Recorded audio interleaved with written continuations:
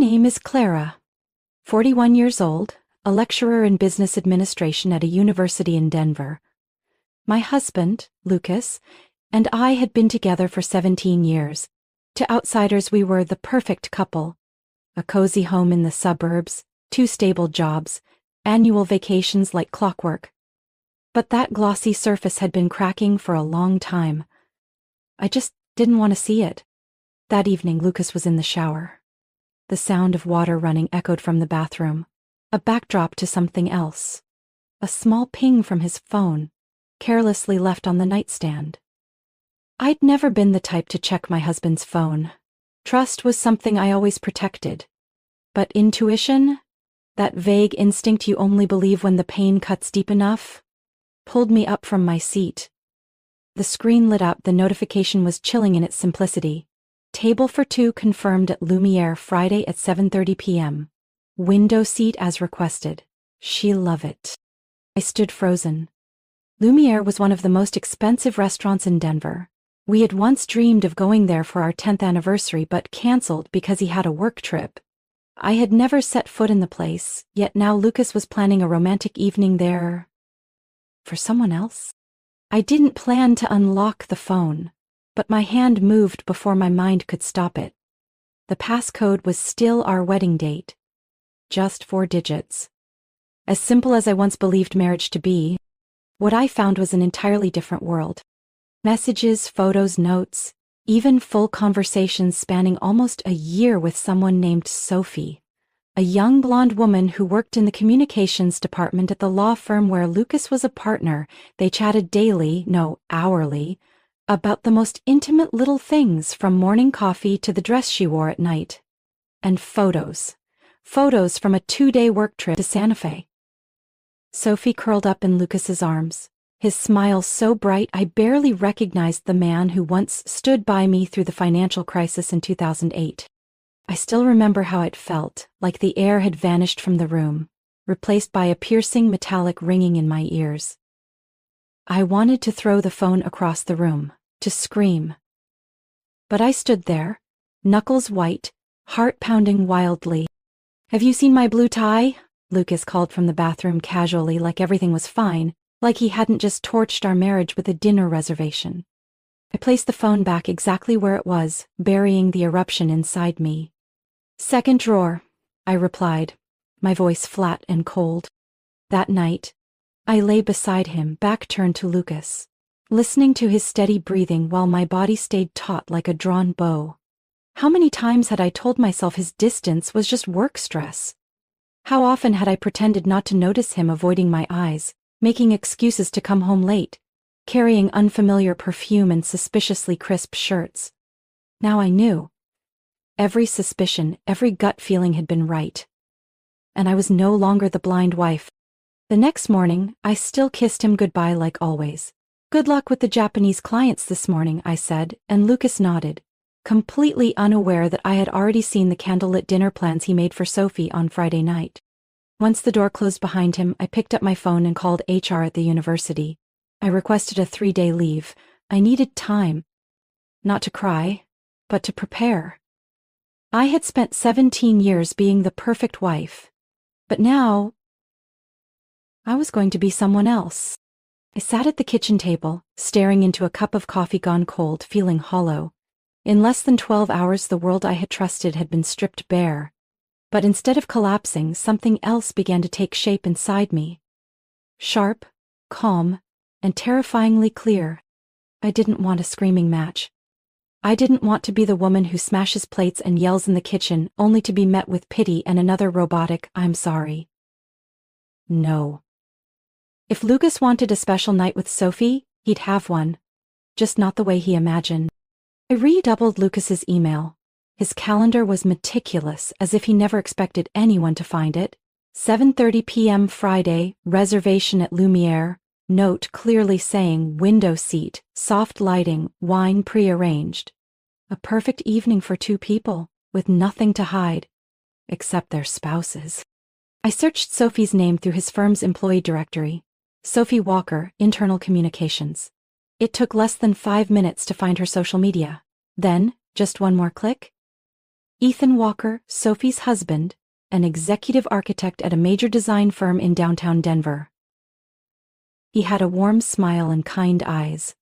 I didn't know Ethan, but I knew what betrayal felt like, and I thought, maybe he should know, too.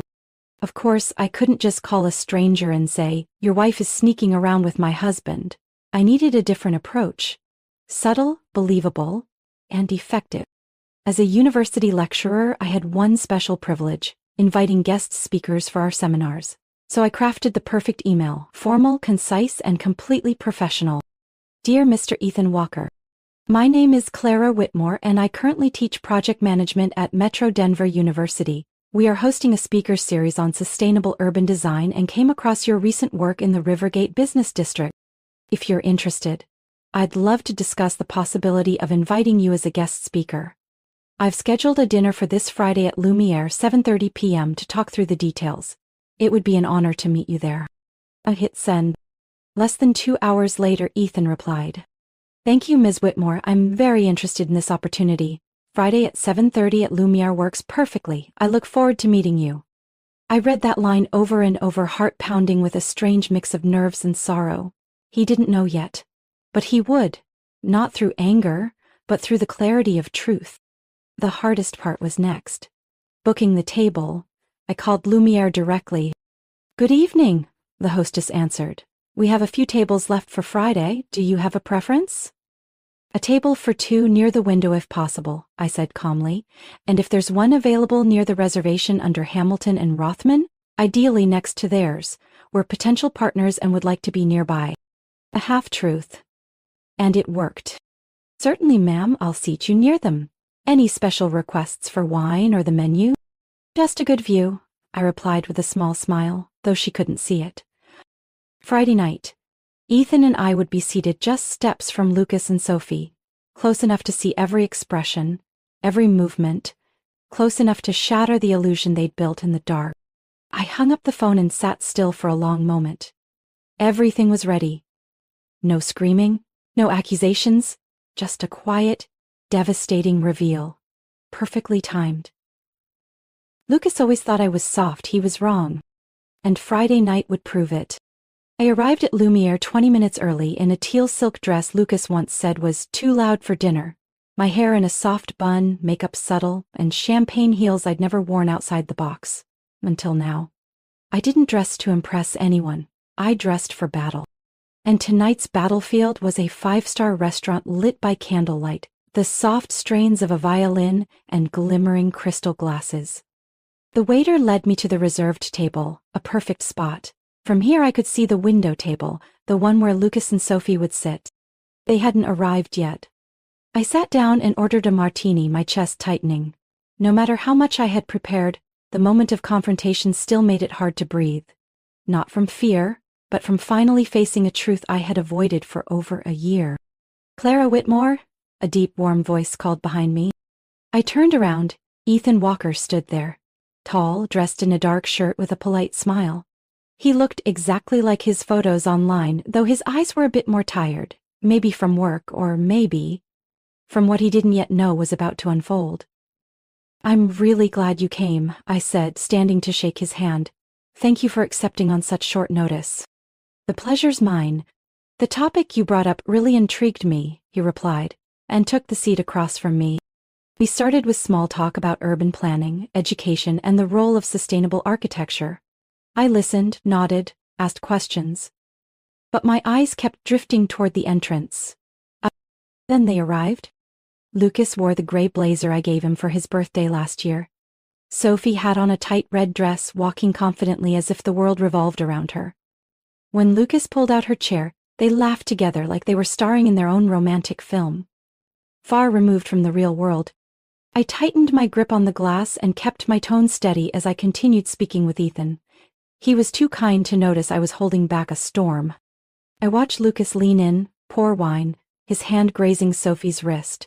She smiled and tilted her head, the candlelight catching on her sparkling earrings.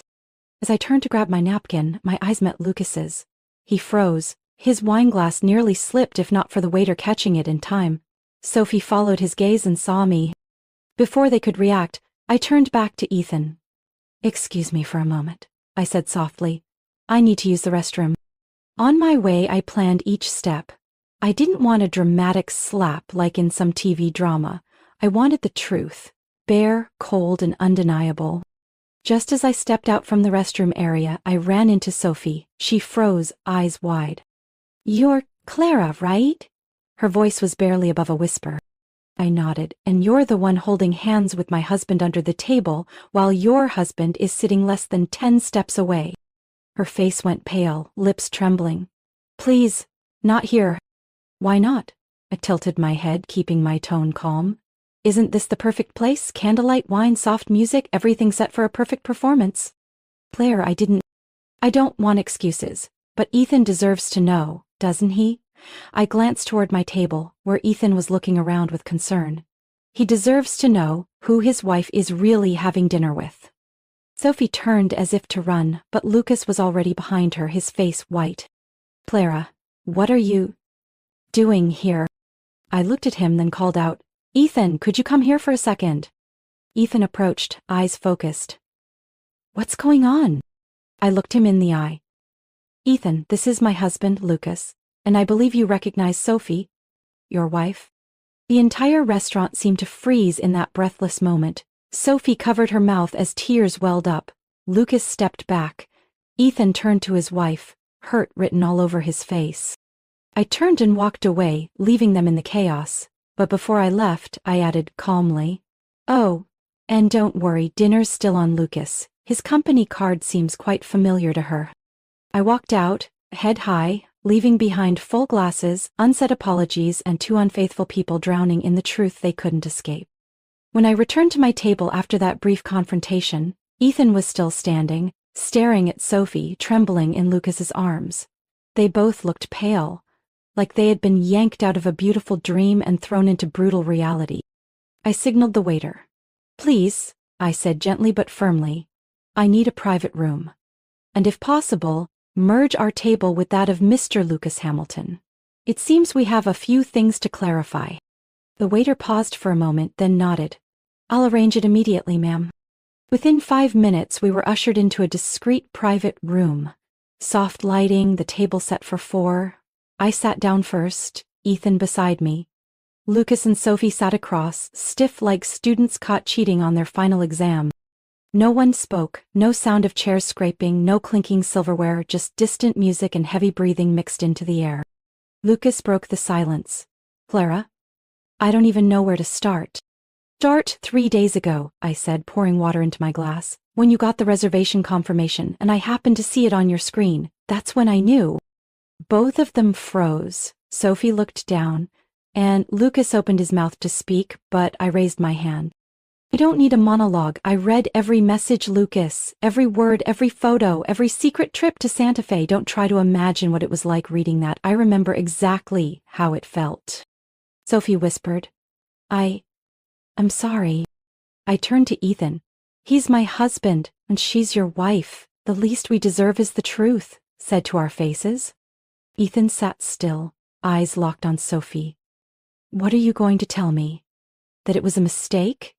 Or that you were just finding yourself? Because clearly, you've found quite a lot in the arms of another woman's husband. Sophie wept. I never meant for it to go this far. It started as a joke. I felt lost, unappreciated at home. Lucas, he listened to me. I listened too, Ethan said, voice shaking. I spent entire weekends reworking your office layout. You said you wanted a space that inspired creativity. I believed that. Lucas turned to me, voice trembling. Clara, I know I messed up. I destroyed the most valuable thing in my life. But please, don't let this be the end. I smiled, not gently. It was the smile of someone who had weathered a storm and had nothing left to lose. Lucas, the end didn't start tonight. It began the moment you looked at Sophie the way you used to look at me. That's when you decided that wedding vows were just words, not a commitment. He lowered his head. Sophie turned away, tears falling freely. I pulled a hotel key from my purse and placed it on the table. I'll be staying at the hotel across the street tonight. I already booked it. Nothing surprising. Lucas, you're welcome to go home. if you still have the nerve. I'll return Monday morning. It'd be best if you weren't there by then. Lucas panicked. Clara, please, don't do this. I'll do anything to fix it. You can't fix a house that's rotten at the foundation, I replied. I used to be the kind of woman who always forgave. But now, I've learned that sometimes forgiveness is just betrayal of yourself. I stood, adjusted my dress, then turned to Ethan. I'm truly sorry you had to find out this way. He nodded silently. Thank you for showing me the truth. It hurts, but I needed it. I looked at the other two one last time. I wish you both luck, not because I forgive you, but because everyone pays for their choices. Sooner or later. I walked out of Lumiere without looking back. The sound of my heels echoed sharply on the stone path, cutting through the still night air of the upscale district. In my hand was a small clutch, holding the key to room 1203 at the Celeste Hotel. A suite overlooking downtown, where the lights never go out, even when the heart already has. When the front desk greeted me with a professional smile and handed me the key card, I nodded silently. Inside the room, I locked the door, slipped off my heels, and walked to the large window. The amber lights of the city reflected against the glass, casting my silhouette onto the wooden floor. For the first time in years, I saw myself clearly. Without Lucas beside me, without any shadow hiding the loneliness that had long slept inside me, I sat on the edge of the bed. Then I cried. Not the movie kind of sobbing, and not silent tears either. It was a surge of anger mixed with pain. Raw, harsh, uncontrollable. I cried for 17 years of youth. For nights waiting by the door. For lies wrapped in flowers and wine. For all the times I thought I was loved, when in truth I was just being slowly replaced by something younger, newer, more temporary. I don't know how long I sat there. I only know that when the knock came, I was still hugging a pillow, eyes burning. I walked over and peered through the peephole. It was Ethan. I opened the door slightly. He wore a long coat, hair slightly tousled, exhaustion etched across his face. I'm sorry to bother you, he said, voice hoarse. I didn't know where else to go. I opened the door wider. Come in. We sat in 2 armchairs by the window. Outside, cars kept passing by, as if the world hadn't cracked wide open tonight. Ethan was silent for a moment, then sighed. I still don't understand how you knew everything and managed to sit through dinner like that. I gave a soft laugh. I didn't sit still, I waited for the right moment. Some truths, if you let someone else say them, they lose their weight. He nodded. Thank you for not letting me keep living in a lie. We talked like 2 strangers who shared the same wound. He told me Sophie was the first person who believed in his wild designs, and he had thought, if anyone got him, it was her. I told him Lucas was the one who slipped the wedding ring on my finger in the rain, promising never to lose his way. We were both wrong. I think I'm going to file for divorce, I said, my voice hollow. Ethan looked at me, unsurprised. I don't think I can live with someone who can pretend that well either. I looked him in the eye. I'm not angry at Lucas anymore. At least not the way I used to be. Anger doesn't last forever. But there's one thing I know for sure. I will never let myself stay in a relationship that chips away at my self-respect day by day. He was silent, then quietly said, You're stronger than I thought. No, I replied. I'm just the last one willing to look at the truth. That night, Ethan stayed in a separate room in the same hotel. Before he left, he looked at me and said, If you need a friend to get through this, I'm here. I nodded. Thank you, Ethan. Tonight I think you understood me better than my husband did in over a decade. After he left, I stood watching his figure disappear down the long hallway. In that moment, I didn't feel strong, but I felt lighter, as if, for the first time in years, I had set down a suitcase full of stones I'd been dragging for far too long. Lucas could beg, could promise, could write hundreds of apology emails, but my heart had closed to him the moment I saw the way he looked at Sophie. The way he used to look at me, and I didn't need anyone's permission to move on. I would walk forward on my own, with the same feet that had carried me through every storm. The next morning, I left the Celeste Hotel while the city was still wrapped in fog. I returned to the house where Lucas and I had lived for 17 years. Not to hold on, but to clear out what remained of a marriage that had silently ended long ago. Lucas was already waiting in the living room. He sat on the couch, hair messy, eyes red, shirt wrinkled and half-buttoned. As soon as I walked in, he jumped up. "Clara, we need to talk," he said, his voice cracked like he'd rehearsed it for hours. I set my purse on the table, calm. Then tuck. "I know I messed up. I know I betrayed you, and there's no excuse for it. But we can get through this. I'll do anything. Counseling. I'll cut off all contact with Sophie. I already told her." "She left the city," I cut him off. Lucas froze. "What?" "I heard from one of her co-workers. Sophie quit her job and moved back to Santa Barbara this morning. Apparently, she couldn't handle the office finding out." He sank into the couch, hands in his hair. "You told everyone?" "Not out of revenge, but because I refused to live in the dark.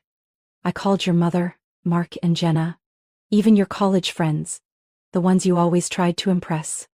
I told them exactly what happened, that you cheated on me for nearly a year, hiding it behind fake meetings, disguised work emails, and kisses shared with another woman while I was cooking dinner waiting for you to come home."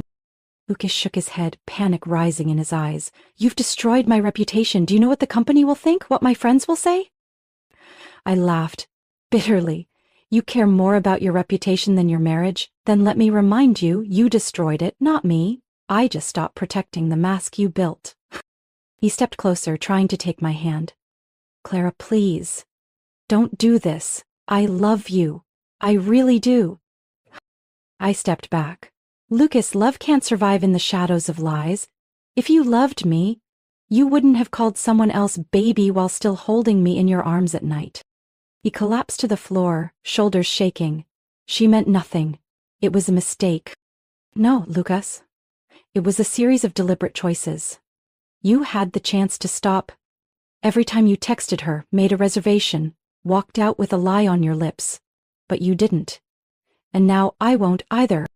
His voice cracked. "If you leave, you'll ruin my life." "No," I said, eyes locked on his. "I'll save mine." The following week was filled with Lucas trying everything to win me back. Calls, texts, flowers at work, even a 4-page email detailing his journey to clarity after that dinner. I didn't reply. I'd heard enough apologies in my life, and now I wanted silence to say everything. I hired a lawyer and filed for divorce. 3 weeks later, a close friend happened to see Lucas and Sophie at a cafe in the suburbs. They didn't look radiant anymore. 2 days later, I received his last message. "I tried to move on with her, but there's nothing left. She doesn't smile at me anymore, and I don't see you in her eyes." I didn't respond.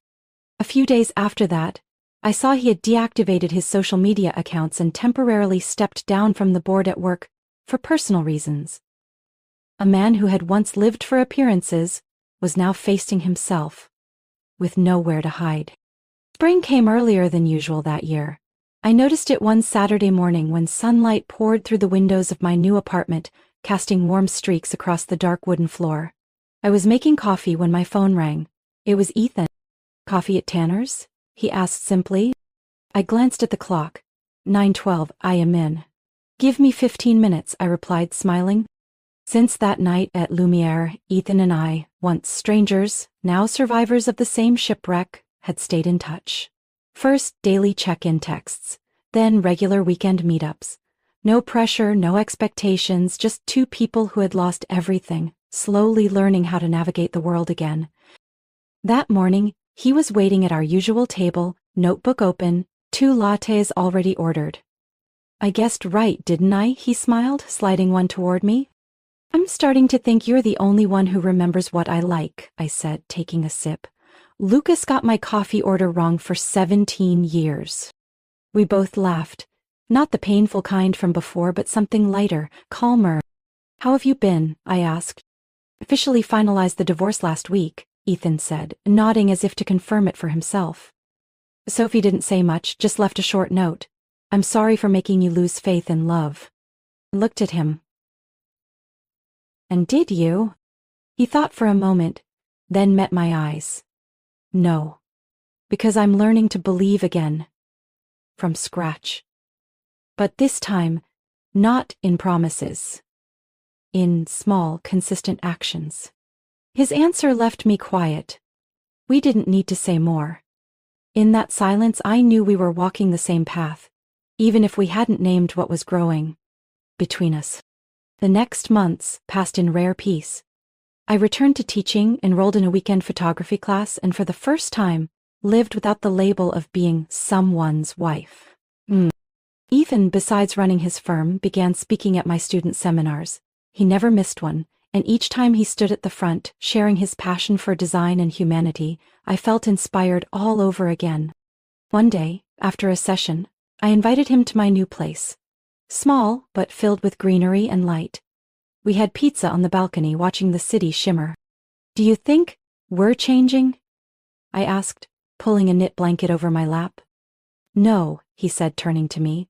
"I think we're returning to who we really are." I stayed quiet.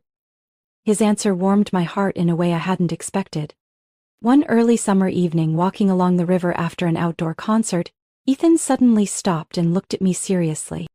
"Clara, I'm not in a rush.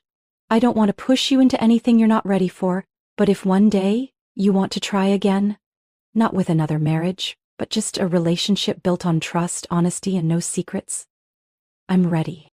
I looked at him. His eyes held no pressure, only patience and sincerity. I smiled. "I'm not ready to love again, the old way, but if it's the way you described, starting from friendship, sharing, no hiding, then maybe I've already started, without even realizing." Ethan said nothing. He just took my hand, gently, without urgency. That hand didn't promise anything grand, but it told me if anyone was going to help write my next chapter, it was the man standing before me. And under the soft lights, with the breeze brushing over the water, I knew I was stepping into something quiet, imperfect, but real. And this time, I wouldn't have to sacrifice my self-worth to keep love. Because the person beside me had once shattered too, and now we were both rebuilding. From those very pieces. A year after that fateful night at Lumiere, I received an invitation to Professor Martha Benson's retirement celebration. My PhD advisor and someone I deeply respected. The event was held at Hotel Le Marais, elegant and calm, just like her. I arrived early, in a simple yet elegant navy dress, wearing my mother's pearl earrings. In my hand was a small gift-wrapped package, a rare book she'd often mentioned. I expected nothing more than a quiet evening of conversation, laughter, and old mentors. But the moment I stepped into the ballroom, I saw a familiar figure. Lucas. He stood near the wine table, thinner, with gray at his temples, still polished but without the arrogant confidence he once wore so easily. When he turned and saw me, we both seemed to pause for a beat. Lucas walked over, wine glass in hand. "Clara," he said, his voice rougher than I remembered. "I didn't think you'd come." "I didn't think I'd see you here either," I replied, keeping my tone neutral. He gave a faint smile. "Professor Benson is the last one still in touch with me, after everything." I nodded. "She's someone who always sees the best in people." Lucas looked at me for a long moment as if searching for the right words. Finally, he sighed, eyes lowering. "I owe you an apology. A real one. Not because you need to hear it, but because I need to say it." I stayed silent. "After everything blew up, I lost more than I expected," he continued. "Not just reputation or business relationships, but my own self-respect. I tried to hold on to Sophie for a while, but it fell apart faster than what I destroyed with you." I looked at him. No anger, no resentment, just the feeling of speaking to someone who had long stepped out of my life. "I hope you find peace," I said softly. He nodded slowly. "And you? Are you okay?" "Yes," I said without hesitation. "I'm rebuilding life on my own terms, and I'm not alone." Just then, Ethan walked into the room. He wore a charcoal shirt and understated blazer. When he saw me, he smiled, the one I jokingly called the light at the end of the tunnel. Lucas followed my gaze and nodded when he understood. "He's a good man," Lucas said. "You deserve a fresh start." I placed my hand over my heart. Once shattered, now whole. "Thank you," I said sincerely, and so do you. Just start again, only when you're ready not to hurt anyone else. Lucas stepped back, as if giving me space to move forward. That night, Ethan and I sat side by side at the celebration. We chatted with friends, took photos, and shared a slow dance under golden lights. No grand declarations, no scripted future. Just the quiet, honest presence of two people who had once fallen apart and were now rebuilding. Not from scratch, but from cracks healed with time and trust. As we left the party, I held Ethan's hand and looked up at the starry sky. You know, I said softly, there was a time I thought betrayal was the end. Ethan gently squeezed my hand. And now? I think it was just a break, a pause so I could turn toward a better path. And we walked on, without looking back. Because the past had been closed with forgiveness, the present was painted with trust. And the future was quietly unfolding in every gentle hand I held that night. 1 year after the storm, I was no longer the woman who gave up everything for a husband who betrayed her. Now, I am Clara, strong, steady, and free. I didn't just survive the pain, I found a new beginning built on honesty and respect. Betrayal once broke me, but it also led me to a better life. I learned to place my self-worth above blind love, and in the end, I chose myself, with no regrets. What do you think of Clara's choice? Was she too strong, or was it exactly what a woman needs to do to protect her dignity? Share your thoughts below, and don't forget to follow the channel for more powerful family stories.